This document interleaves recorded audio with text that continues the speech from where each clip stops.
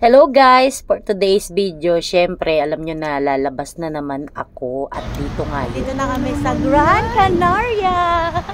Baka ma-shoot ako sa kanal. Outfit check, chinelas. At ito nga guys, finally lumabas din ulit ako. Diyos ko po, sa tagal-tagal ng 2 port na hindi ko nilabasan ang Lanzarote, Spain at ang Tenerife. Maganda talagang lumabas tong, kaso nga lang hindi na talaga ako lumabas kasi nga tinatamad ako at busy, nakakapagod. Kaya sabi ko pahinga na lang tayo. Kaya dito ako sa mall ngayon pumunta sa Gran Canaria, Spain.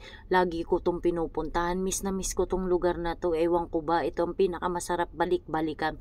Lagi ako nagsiswimming talaga rito. Mostly swimming, hindi ako namimili dito. Kaso nga ngayon, isang beses lang kaming dadaong dito. Kaya namili na lang din ako. Bumili ako nung regalo ko o pasalubong ko sa aking mahal na si Baba.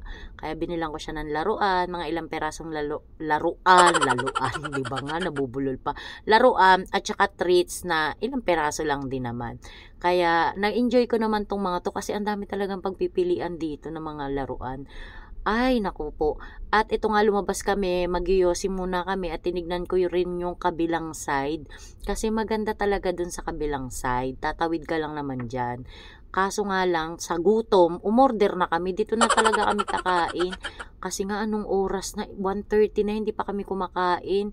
Hindi pa naman ako nag-almusal. Kaya ay, tagutom talaga day. Kain talaga tayo day. Lamon, hab-hab pa talaga. Ganun talaga. Kasi nga pagkagaling ka sa pamimili, tapos, ang ending niyan, magugutom ka talaga sa pagod ka, iikot-iikot. Ang Diyos ko, ang sakit nga ng binti ko. Kala ko nga, kakain kami sa may wok sa restaurant. Kaso, sad to say, sarado yung sa wok. Tapos, yung McDo, wala na rin. Sarado na talaga yung mga restaurant sa loob ng mall.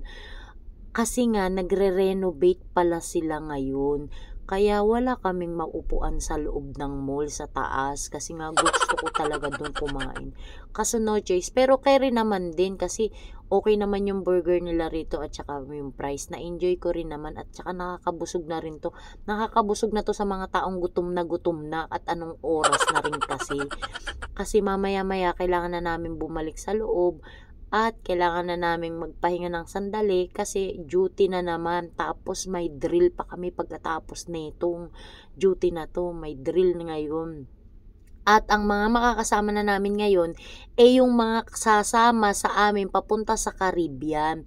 Yung ibang pasahero, mga maiiwan sila, pero siguro mga 60% ng pasahero bumaba na dahil hindi sila pupunta ng Caribbean, hanggang dito na lang sila. At ang mga makasama namin na mga trans cruise, yung mga 30% na tao na pasahero na sasama sa amin papuntang Caribbean. Ayan nga, namili na rin ako ng sapatos. Sabi ko talaga hindi ako mamimili ng sapatos. Pero anyway, goods naman kasi nga pang duty ko naman yung binili ko. Gusto ko na rin palitan yung sapatos ko kasi parang tila dinadapa na talaga niya ako. At ito, malapit na kami sa terminal niyan guys. Kaso mahaba rin naman yung lakaran dyan. Kaya super walk na rin talaga kami para makapasok agad kami hanggat wala pang mga pasahero. Kasi kasabay namin pumasok dito ang mga pasahero. Ayan. Kaya thanks guys. Thanks for watching. Bye!